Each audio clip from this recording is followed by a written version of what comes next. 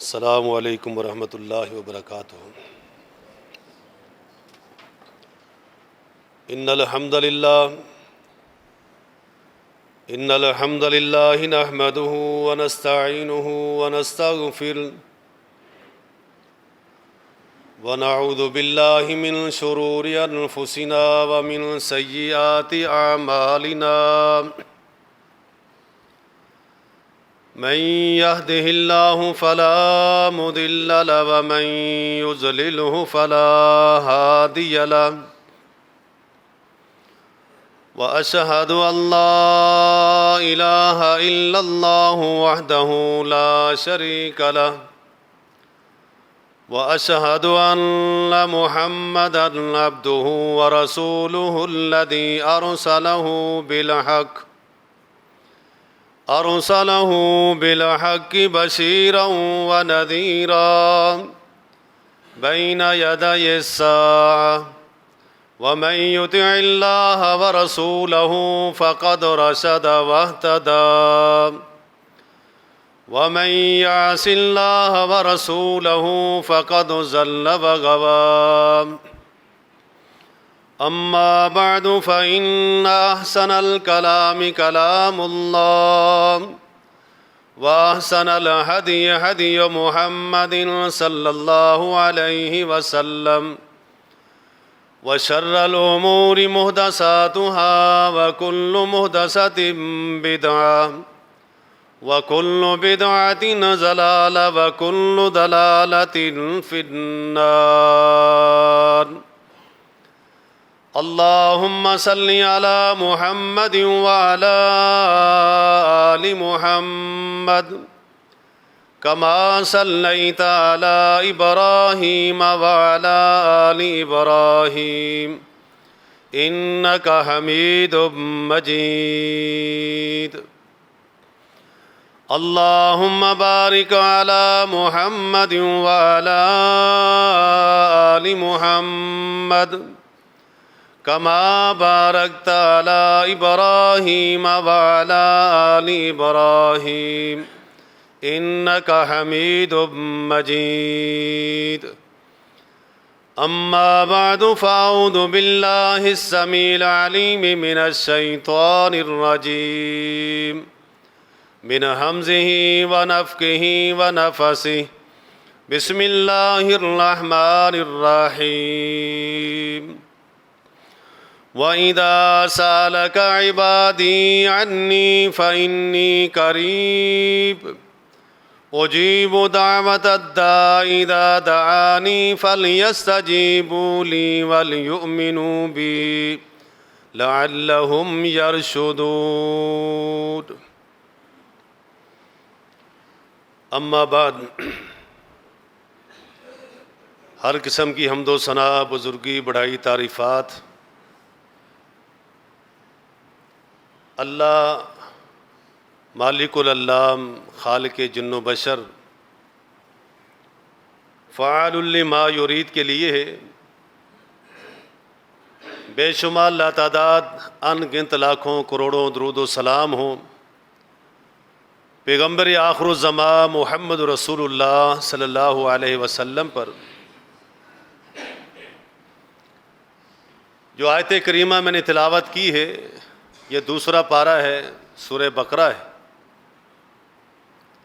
اس سے پہلے اور اس کے بعد اللہ تبارک و تعالی نے اس ماہ مبارک کے روزوں کا تذکرہ فرمایا ہے، اس کے احکامات، اس کے مسائل بیان کیے. اور یہ ماہ مبارک کا ایک بڑا حصہ جو کہ ہم سے جا چکا ہے، اور باقی جو ہے چند ایام ہے.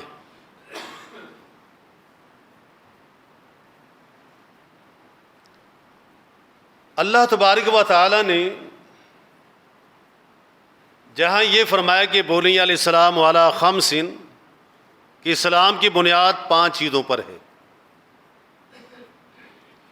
ان 5 میں سے ایک فریضہ رمضان المبارک کے روزوں کا ہے.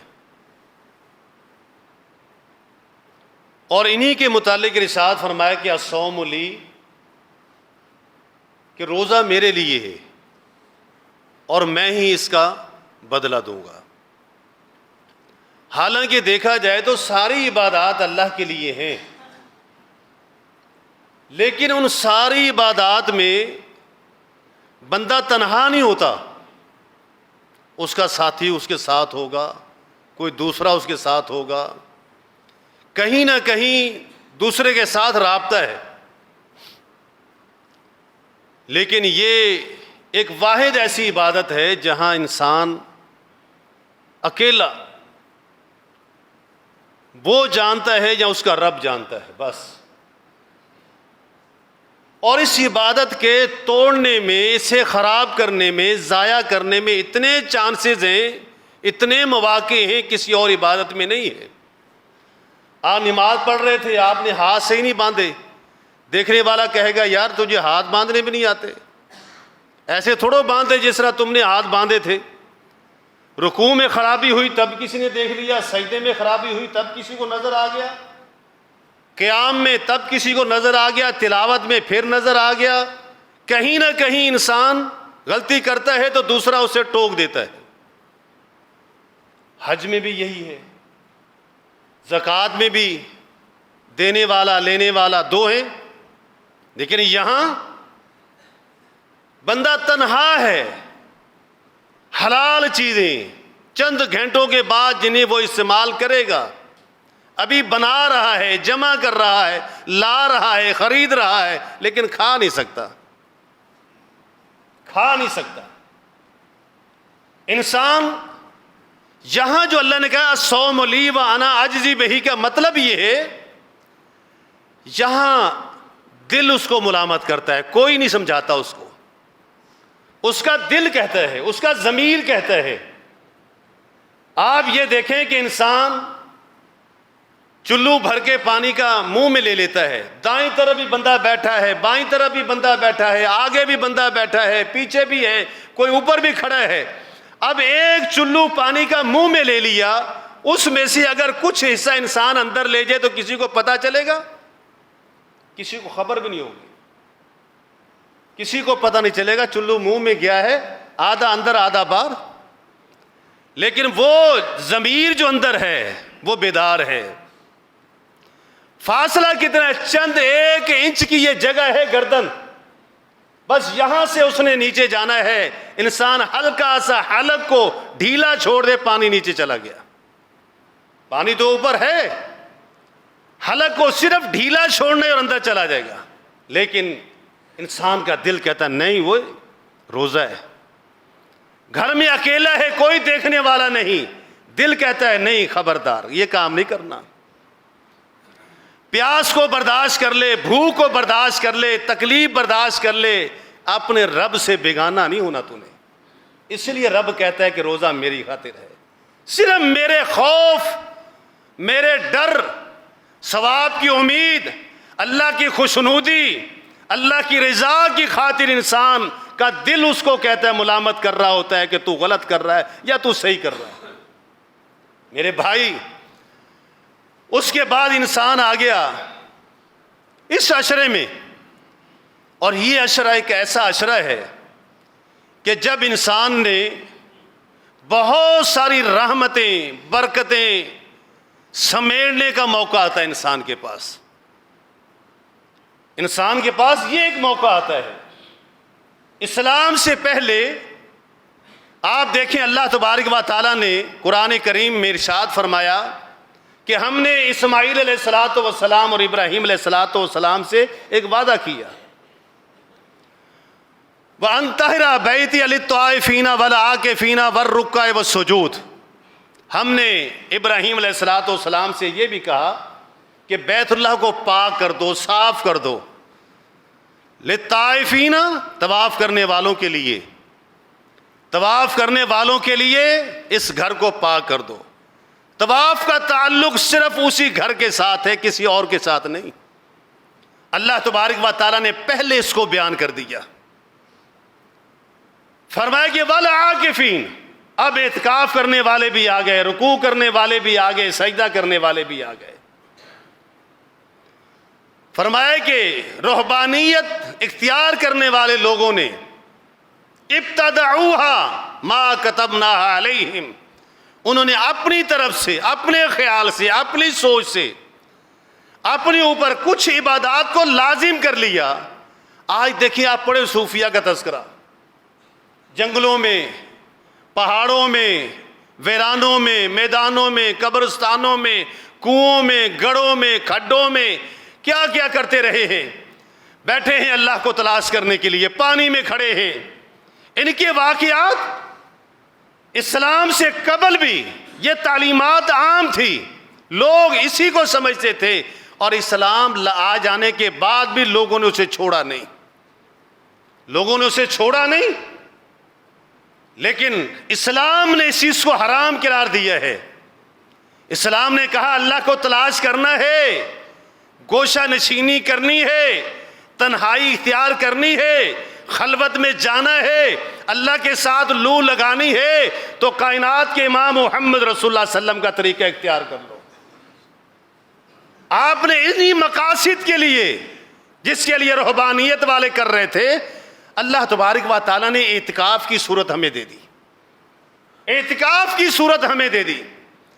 اعتکاف کا مطلب رک جانا، اپنے آپ کو پابند بنا لینا، قید کر لینا، لیکن یہ اعتکاف حقیقت میں روزہ، آج کا روزہ جو ہے نا، یہ ہے لذات کے لیے، چسکوں کے لیے، ذائقوں کے لیے۔ یہ روزہ یوں بن چکا ہے، اب تو رمضان کا اکثر مہینہ گزر چکا، چند ایام باقی ہیں، چند ایک چیزیں۔ کائنات کے امام محمد رسول اللہ صلی اللہ علیہ وسلم نے فرمایا کہ جس بندے نے کچا پیاز کھایا ہو ہمارے مسجد میں نہ آئے، لہسن کھایا ہو وہ بھی نہ آئے، مولی کھائی ہو وہ بھی نہ آئے۔ یہ تو عام ہے، ہمارے لوازمات میں، ہمارے چیزوں میں ایسی چیزیں بن چکی ہیں، ہم کچا پیاز بھی کھا لیتے ہیں اور مسجد میں بھی پہنچ جاتے ہیں۔ چنوں کی چاٹ یا کسی اور چاٹ میں کچا پیاز قطعاً نہ کھائیں، کبھی نہ کھائیں، افطاری میں کبھی نہ کھائیں، نماز پڑھنے کے بعد جا کر پھر کھائیں۔ لیکن ہم لوگ غلطی پہ غلطی دہرائے آ رہے، چلے آ رہے۔ شریعت نے منع کیا ہے، روکا ہے۔ اب میں کہوں کہ جی میرے منہ سے بو نہیں آتی لہذا میں کھا لیتا ہوں، یہ میری اپنی مرضی، اپنی خواہش ہے۔ شریعت نے منع کر دیا ہے، رکنا ہے رکو، نہیں رکنا نہ رکو۔ شریعت نے ایک آرڈر دینا تھا، آپ کا کام ہے اسے فالو کریں نہ کریں، یہ آپ پر چھوڑ دیا ہے، لیکن اسلام نے اس چیز کو روکا ہے۔ اور پھر اعتکاف، اس دور میں اعتکاف ایک نعمت ہے، مشقت نہیں ہے، حقیقت میں نعمت ہے۔ ہر چیز کی سہولت موجود ہے، ہر چیز کی سہولت، کھانا پینا، نہانا، اٹھنا بیٹھنا، جاگنا سونا، تلاوت کرنا پڑھنا، اللہ تعالیٰ نے اتنے اسباب دے دیے ہیں کہ یہ اعتکاف بہت ہی آسان ہو گیا۔ اعتکاف کا اصل مقصد کہ جس طرح ہم نے نفس کو کچلا ہے، وہ حدیث یاد کرے، لا یؤمن احدکم، لوگوں تم میں سے کوئی بندہ مومن نہیں ہو سکتا۔ اللہ کب تک نہیں ہو سکتا؟ فرمایا کہ حتی یکون ہواہ تابعا لما جئت بہ، جب تک میری لائی ہوئی شریعت کے تابع اپنے نفس کو، اپنی خواہشات کو نہیں کر دیتا، وہ مومن نہیں ہے۔ اپنے آپ کو مومن سمجھتا رہے، کہلاتا رہے، لکھتا رہے، لیکن وہ مومن حقیقی طور پہ نہیں ہے۔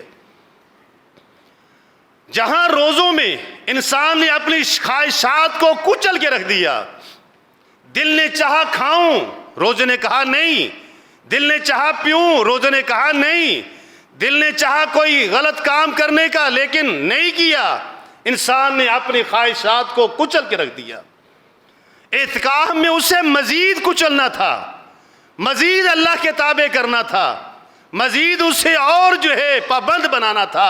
حقیقت میں روزہ یوں سمجھے، اللہ نے فرمایا لعلکم تتقون، تاکہ تمہارے اندر تقوی پیدا ہو جائے۔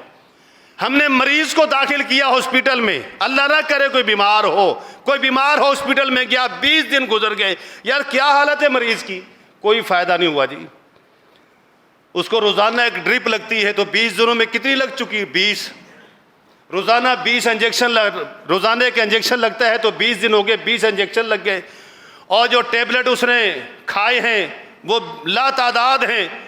یار فائدہ کیوں نہیں ہوا؟ ڈاکٹروں کو سمجھ نہیں آ رہی؟ نہیں جی سمجھ تو آئی ہے لیکن فائدہ نہیں ہو رہا۔ بندہ فکر مند ہوتا ہے، بندہ فکر مند ہوتا ہے کہ مریض کو فائدہ کیوں نہیں ہوا۔ اب سوچنا یہ ہے کہ 20 روزے رکھ لینے کے بعد 21ویں روزے میں داخل ہو چکے ہیں، کیا ہمارے دل میں کوئی ملال ہوا؟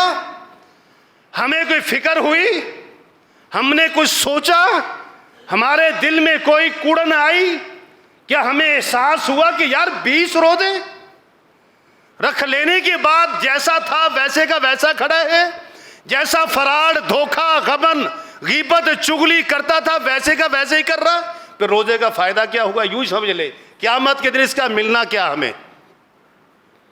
جب یہاں میری زبان غیبت سے نہیں رکی، چغلی سے نہیں رکی، غلط سودا بیچنے سے نہیں رکی، 2 نمبری سے نہیں رکی، حرام کمائی سے نہیں رکی، تو پھر یوں سمجھ لیں کہ روزہ پھر آگے ہمیں کیا دے گا؟ یہ جب روزے نے آپ کو روک دیا، آپ رک گئے، احساس ہو گیا، دل ڈر گیا، رونگٹے کھڑے ہو گئے، جسم میں کپ کپاہٹ سی پیدا ہو گئی کہ نہیں میں نے غلط کام نہیں کرنا، سمجھ لو اللہ تعالیٰ نے یہ نیکی قبول کر لی ہے۔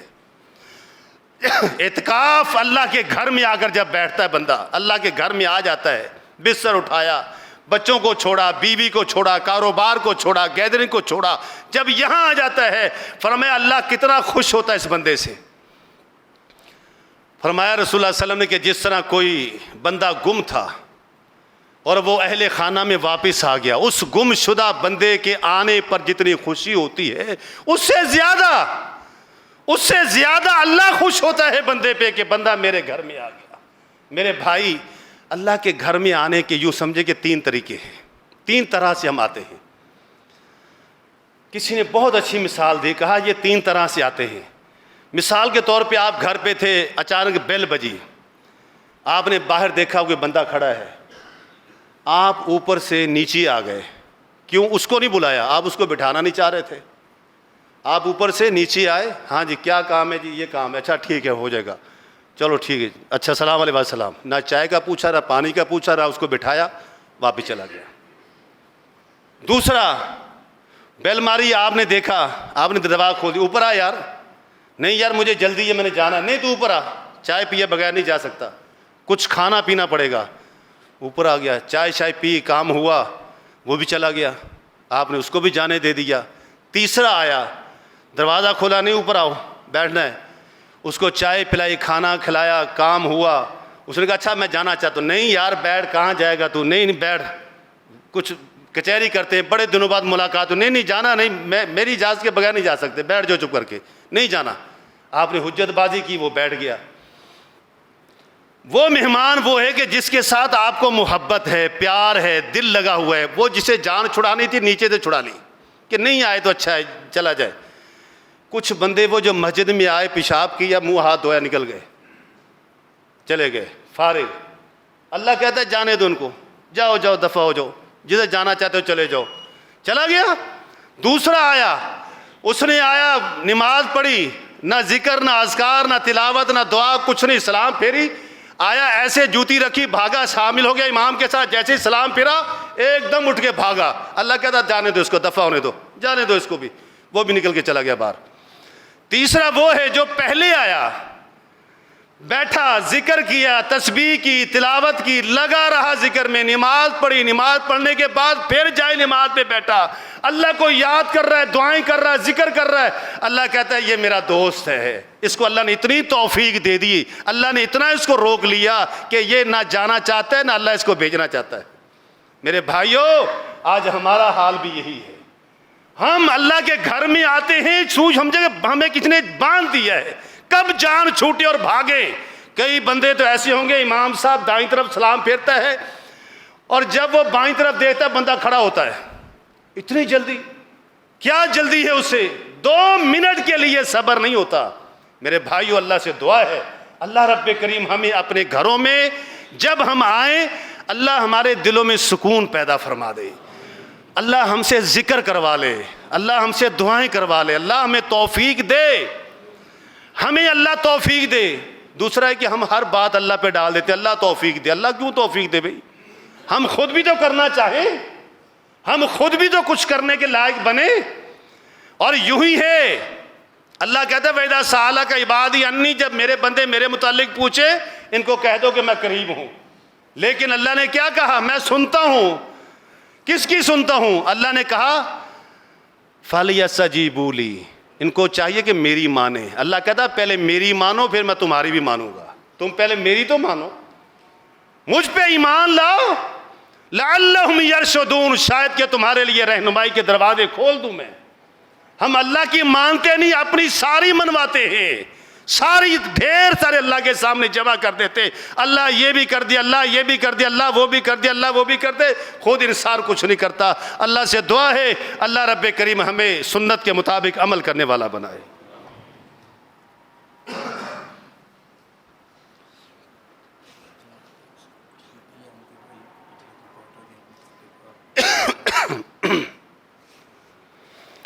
ساتھی نے دعا کی درخواست کی ہے، کوئی ساتھی پچھلے دن فوت ہوئے، کسی کا بھائی کوئی عزیز